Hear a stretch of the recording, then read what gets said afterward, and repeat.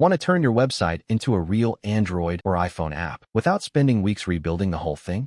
Let me show you how you can do it with Median, step by step. And yes, we're starting with an actual website. For this example, I'm going to use my own website, Weblog Trips. First, search for median.co. Open Median, create an account, or just log in if you already have one. Once you're inside, create a new app. The first thing you'll see is the app overview. This is basically where you tell Median, hey, this is my website. Give your app a name.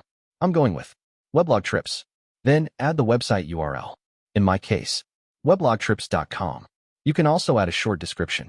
This is mainly for your own reference, so don't overthink it. Now, the next important part is branding.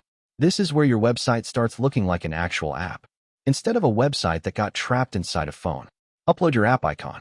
I recommend using a square PNG, ideally around 1024 by 1024 pixels. Then configure your splash screen.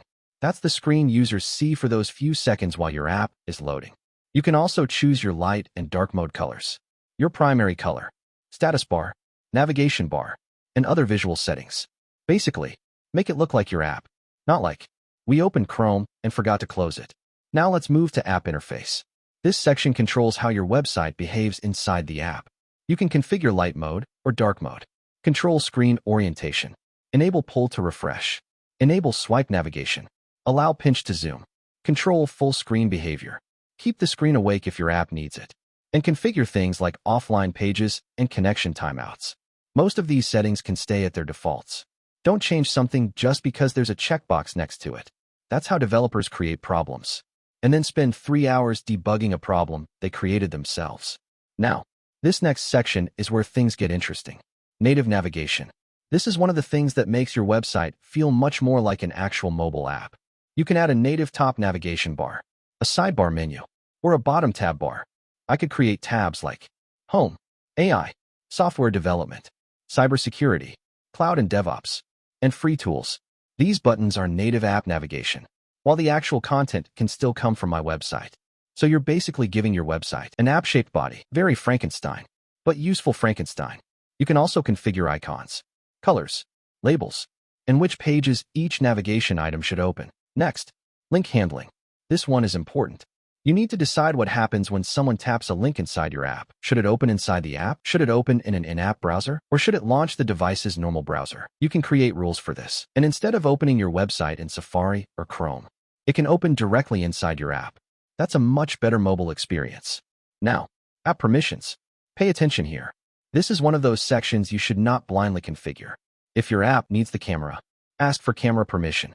If it needs the microphone, ask for microphone permission. If it needs location, configure location permission. If you're downloading files, configure the appropriate storage behavior. And if you're submitting to Google Play or the App Store, you need to make sure your permission declarations actually match what your app does. Don't request location access if your app is basically just showing a blog. Google and Apple will look at that and say, bro, why? Now we have web overrides. For a basic website to app conversion, you can usually leave most of this alone. This section is for more advanced control.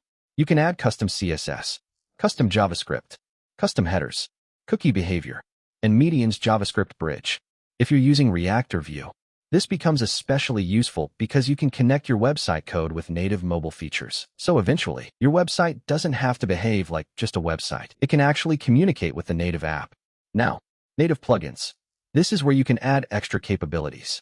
Analytics, crash reporting, social login, QR scanners, biometrics, in-app purchases, Firebase, ads, and plenty of other integrations. Some plugins are paid. Some are included depending on your Median plan.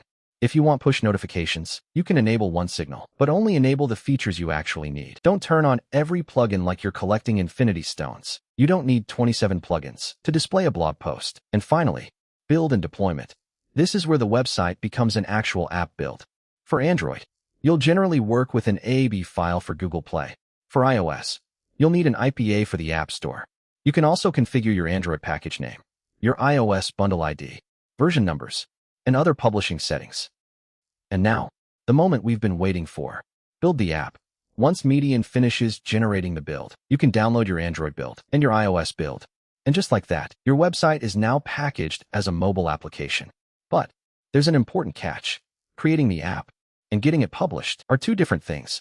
You still need your Google Play Console account for Android and your Apple Developer account for iOS.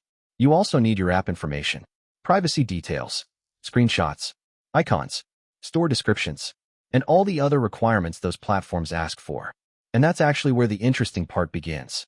Because in the next video, I'm going to show you how to take this generated Android app, create the required Google Play settings, prepare everything for the Play Store. So if you already have a website, don't immediately spend thousands building a separate mobile app from scratch. First, see how far you can take what you already have. Sometimes, you don't need to rebuild the house. You just need to give it a front door,